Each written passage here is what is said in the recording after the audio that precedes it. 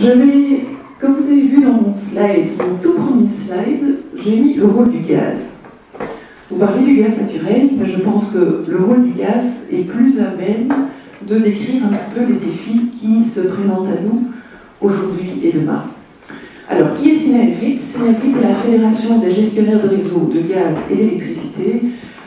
Nos membres sont Elia, Fluxys et les gestionnaires de réseaux de distribution. Alors, peut-être la première question que vous m'avez posée, c'est quels sont les défis pour notre secteur? Et je pense que les défis sont un peu les mêmes pour tous. C'est suite aux engagements que notre pays a pris, notamment dans le cadre de l'accord de Paris, nous sommes devant un changement fondamental de notre système énergétique. Nous devons décarboner ce système, que ce soit le système électrique, mais pas uniquement le système électrique, le système énergétique. Et là, le gaz a un rôle à jouer aujourd'hui et demain. Peut-être avant d'entamer un petit peu pour revenir aussi, vous m'avez déjà, je dirais, pris un certain nombre d'éléments que je voulais amener dans mon exposé. Première chose, c'est la transition énergétique. L'électricité ne fait que partie, n'est qu'une partie, comme vous l'avez dit, c'est un arbre dans la forêt. Et donc la transition énergétique, c'est pas tout à fait la même chose que la transition de l'électricité. Il faut le garder en tête parce que, je dirais, comme vous l'avez bien dit, il faut regarder l'ensemble de la consommation, c'est un peu trop vite, l'ensemble de la consommation d'énergie en Belgique. Donc pour le gaz, vous avez 29% de la consommation finale, qui est du gaz, aujourd'hui surtout du gaz naturel. Et tandis que, comme vous l'avez dit, l'électricité, là vous avez un mix énergétique qui est totalement différent. J'attire votre attention sur les chiffres. Vous voyez que pour l'électricité, nous consommons 85 TWh. Par contre, pour la consommation finale d'énergie en Belgique, nous parlons de 420 TWh. Ce sont des chiffres qu'il faut retenir, parce que ce n'est pas uniquement l'électricité qu'il faudra décarboner, c'est l'ensemble de notre consommation d'énergie. Et la première idée que certains lancent, et je suis sûre que la personne qui viendra après moi va suggérer qu'il suffirait, je dirais, d'électrifier, de tout électrifier, eh bien, c'est peut-être pas, je dirais, la solution qui sera la plus simple à réaliser et certainement pas à court terme. Pourquoi? Parce que si nous regardons la quantité d'électricité qui est produite, utilisée et consommée et transportée, et vous comparez ça au gaz, ici vous voyez du chiffre de 2016, vous voyez qu'en termes d'énergie, toute l'énergie qui est transportée sur les réseaux de gaz, on ne pourrait pas la transporter sur les réseaux d'électricité actuellement. Donc aujourd'hui les réseaux de gaz ont certainement du sens et ils en auront encore demain aussi parce que c'est tout simplement, j'attire aussi sur votre attention sur les variations. Vous voyez dans la consommation de gaz, en hiver évidemment quand il fait froid, nous consommons tous beaucoup plus de gaz que pendant l'été. Évidemment quand il fait beaucoup moins froid. Ce sont des variations en capacité et ces capacités, il faut l'avoir sur les réseaux. C'est quelque chose, il ne faut pas oublier, les demandes sont différentes pour les deux énergies. Donc là, c'est un élément qu'il faut absolument garder en tête lorsqu'on parle de transformation et de transition énergétique. Maintenant, quel est le rôle du gaz en 2030 et en 2050? Et je me suis en fait basée sur les chiffres du World Energy Council, qui est un réseau mondialement reconnu en termes d'énergie. Toutes les énergies d'ailleurs, ça concerne toutes les énergies. C'est d'ailleurs une organisation qui est reconnue par les Nations Unies. Un petit élément, nous sommes le WEC, comme on l'appelle, est également présent en Belgique et j'ai l'honneur d'être le secrétaire de notre comité belge. Alors, que fait le WEC? Le WEC publie chaque année des chiffres qui sont très très intéressants dans différentes choses. Le WEC regarde l'avenir et regarde aussi les scénarios en matière d'utilisation d'énergie. Je dis bien d'énergie, pas uniquement d'électricité. Qu'est-ce que sont des scénarios? Le plus important, c'est qu'un scénario n'est pas un forecast, c'est pas une prévision. En fait, on va regarder un certain nombre d'évolutions, que ce soit en termes d'économie, etc. Et en fonction de ça, on va regarder vers quoi on peut évoluer, vers des hypothèses, qu'est-ce qui pourrait se passer ici, et ainsi essayer d'avoir des grandes tendances, et on regarde à 2050 et même à 2060.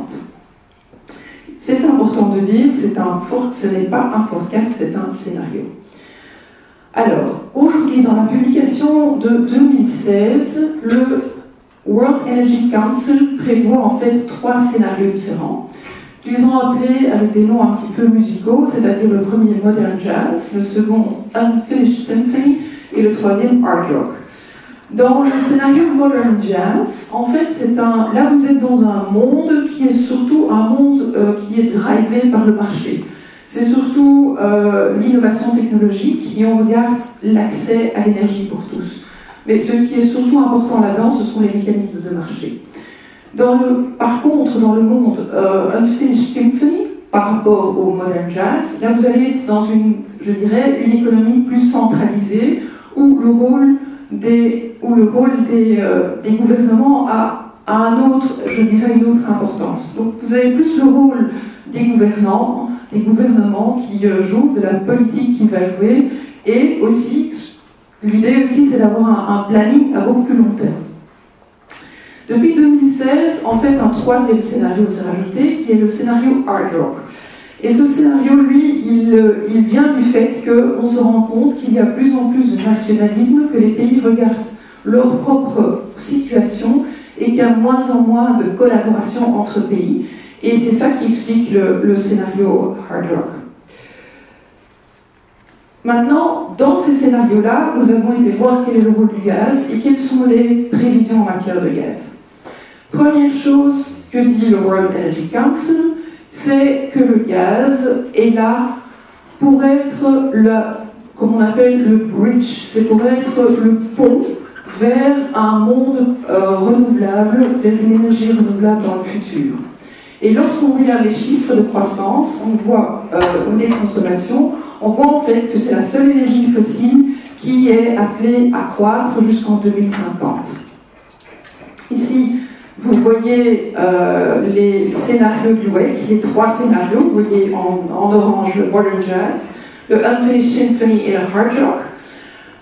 Vous voyez qu'il y a une différence évidemment entre les évolutions, entre les scénarios. On ne va pas dans un monde qui est plus drivé par le marché, va être différent d'un monde qui est dans lequel on a les politiques à long terme sont plus importantes. Vous allez voir qu'il y a des évolutions, mais vous voyez chaque fois que par rapport à la demande en gaz en 2014, vous voyez qu'il y a une croissance, et ça jusqu'en 2050.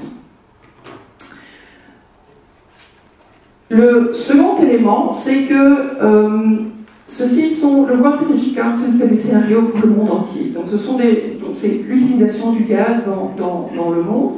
Mais il faut dire qu'il y a aussi des mécanismes qui sont différents, ou dans les régions vont être différents. Vous voyez que des mécanismes régionaux vont être différents. Dans certaines régions, vous allez avoir une croissance de l'utilisation du gaz. Dans d'autres, il va y avoir plutôt, je dirais, soit une stagnation, soit même appelé à décroître. On voit un clair shift, je dirais, vers l'Asie. Ici, vous voyez, ce sont toujours, je vous dis, ce sont des forecasts. Ce ne sont pas des forecasts, ce sont des scénarios. Ici, dans les scénarios, vous voyez le marché chinois et le marché indien. Vous voyez une forte croissance de l'utilisation du gaz dans les deux marchés. Par contre, vous voyez que pour le marché européen et pour le marché nord-américain, vous voyez là des scénarios différents, avec notamment, mais toujours quand même une part très importante qui sera jouée par le gaz dans le futur. Troisième élément important, pourquoi ce gaz sera-t-il utilisé? Dans les scénarios du WEC, nous voyons qu'il y a on prévoit une croissance très forte de la demande en électricité, soit même le doublement de l'utilisation de l'électricité d'ici à 2060.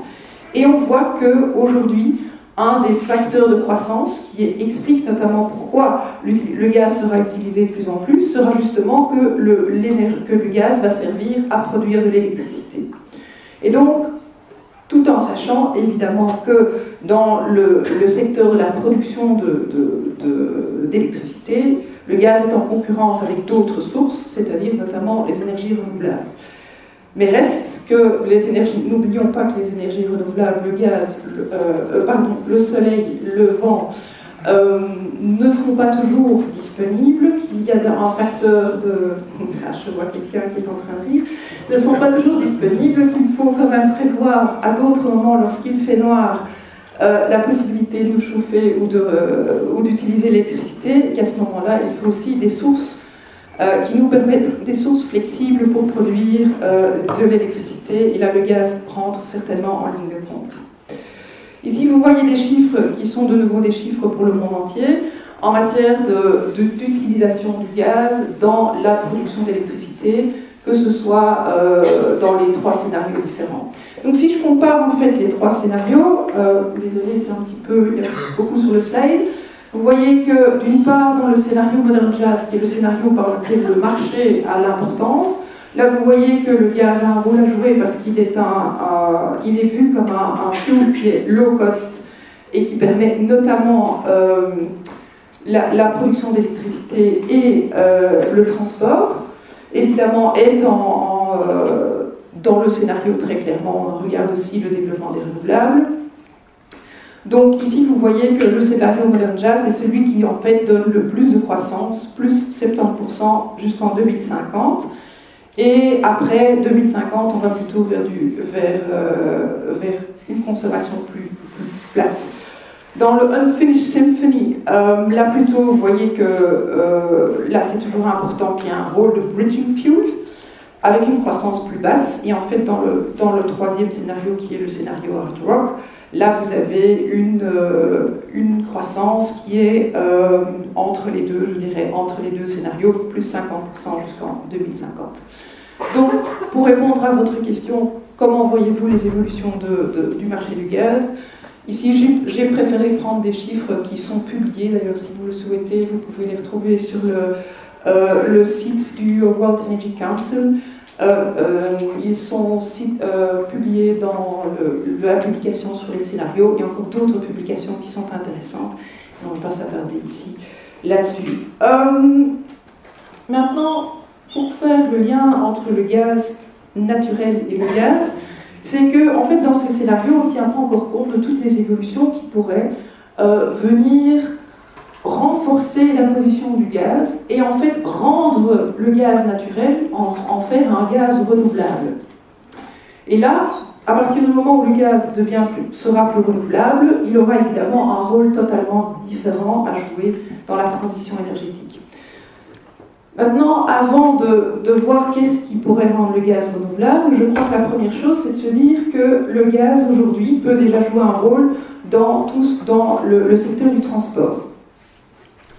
Aujourd'hui, on peut utiliser du gaz naturel pour différentes choses, que ce soit pour les voitures, vous avez les voitures au CNG, vous avez le CNG peut être utilisé aussi pour tous les véhicules utilitaires. On peut utiliser du LNG, pour vous expliquer ce que c'est le LNG, c'est du gaz qui est liquéfié, donc c'est du gaz qui a été refroidi à moins 160 degrés, donc qui est à ce moment-là devenu liquide. On peut l'utiliser pour des camions et également aussi pour les navires. Donc il y a la possibilité, l'avantage évidemment du gaz naturel, c'est que d'une part moins d'émissions de CO2, mais aussi moins d'émissions de particules fines. Et ça, nous sommes je pense que nous sommes tous sensibilisés par rapport à ça. C'est pas plus tard qu'aujourd'hui, Greenpeace en a parlé, il y a des problèmes de qualité de l'air dans nos villes. Il est clair qu'avec des solutions qui émettent moins de particules fines, cela pourrait aider, notamment en termes de camions, ça pourrait aider à améliorer la qualité de l'air dans nos villes. En fait, aujourd'hui, nous voyons qu'il y a le CNG est en train de se développer. Donc, CNG qui est, c'est vrai que j'utilise un acronyme, je vais peut-être le traduire. CNG, c'est Compressed Natural Gas, donc c'est du gaz qui a été à haute pression. comprimé, et c'est ça la différence par rapport au LNG avec le gaz liquéfié. C'est vrai que on ne se rend pas toujours compte, mais on utilise plus d'acronymes qu'on le pense. Donc le CNG, aujourd'hui, il faut évidemment pouvoir s'approvisionner. Il y a, comme vous le voyez, de plus en plus de stations dans lesquelles on peut s'approvisionner en CNG. Et vous voyez qu'il y a toute une série qui sont déjà aujourd'hui en service, et il y en a d'autres qui sont planifiées. Nous voyons une augmentation des stations CNG, nous voyons aussi une augmentation des véhicules au CNG sur les routes. Donc ça, c'est quelque chose, premier élément. Autre élément, c'est le LNG, donc le gaz naturel liquéfié, qui lui peut être une solution pour, d'une part, les camions sur nos routes, d'autre part aussi pour les bateaux. Et ça, on se rend compte qu'il y a les réglementations en termes d'émissions aussi pour les bateaux est en train d'augmenter, de devenir de plus en plus stricte. Et à ce niveau-là, le LNG certainement est une bonne alternative pour ce qui est utilisé aujourd'hui. Donc, ça c'est je dirais, ça ce sont des quick wins, ce sont des choses que l'on peut déjà faire maintenant. Mais ce n'est pas tout, parce que nous pouvons aussi rendre le gaz renouvelable. Maintenant, de quoi s'agit-il ? Il y a deux possibilités pour le rendre le gaz renouvelable. D'une part, vous avez le biométhane. Biométhane, c'est en fait, ou biogaz, biométhane, c'est le gaz qui est produit à partir de toutes sortes de produits organiques et que l'on peut utiliser pour le transformer en biogaz. Le grand avantage de cela, c'est qu'on peut le faire de deux façons. Enfin, il y a plusieurs façons de le faire. Il y en a qui sont déjà aujourd'hui commercialement disponibles. Il y en a d'autres, il y a encore de la recherche qui doit être faite par rapport à ça. Le grand avantage, c'est qu'on peut l'injecter dans les réseaux existants. Donc, nous avons aujourd'hui en Belgique tout un réseau, des réseaux de gaz, des réseaux de transport, des réseaux de distribution, et le biogaz peut être injecté dans nos réseaux sans aucun problème. Il peut donc être acheminé. Il peut être acheminé jusqu'au client. Autre élément, ça je vais peut-être m'attarder un tout petit peu plus longtemps, c'est le power to gas. Ça c'est du gaz qui peut être créé à partir de cette technologie qui est le power to gas. De quoi s'agit-il ? En fait, c'est ceci. Donc, et je crois que ça, c'est un des éléments très importants où le gaz va jouer un rôle très important dans l'électricité et dans le modèle électrique. Pourquoi ? Parce qu'aujourd'hui, vous avez la création, vous avez beaucoup, disons, prenons un moment de la journée, à midi, où il y a beaucoup d'électricité qui est produite par des sources renouvelables, que ce soit par exemple du vent ou du soleil. Imaginons que vous êtes dans une situation où il y a trop de production par rapport à la demande. Vous allez me dire qu'il y a moyen de faire de la flexibilité, ça c'est pas mon sujet aujourd'hui, donc je ne vais pas en parler, mais il y a moyen de faire autrement aussi. Il y a moyen d'utiliser cette électricité qui est quand même produite et de faire de l'électrolyse de l'eau. Donc on scinde l'eau, la H2O, on va le scinder en hydrogène, et en oxygène, donc on ne va pas regarder l'oxygène, en hydrogène. Et cet hydrogène, on va soit pouvoir l'injecter dans les réseaux de gaz, et donc avec ça être acheminé de nouveau dans les réseaux de gaz existants. Ils vont pouvoir être acheminés, cet hydrogène pourra être acheminé vers l'utilisateur final, quel qu'il soit.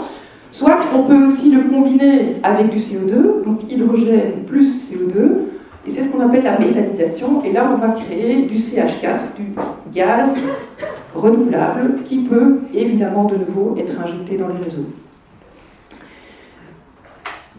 Et je crois que c'est à peu près terminé, donc je vais quand même me permettre d'utiliser ce dernier slide en disant, voilà, je pense que grâce à ce gaz renouvelable, qu'il soit d'origine de biométhane, ou bien qu'il soit plutôt d'origine de power to gas, puisque c'est le mot qui est utilisé, eh bien, les infrastructures de gaz et d'électricité vont pouvoir fonctionner ensemble pour permettre une transition énergétique et pour pouvoir acheminer l'électricité et l'énergie vers tous nos utilisateurs qui en ont besoin tous les jours.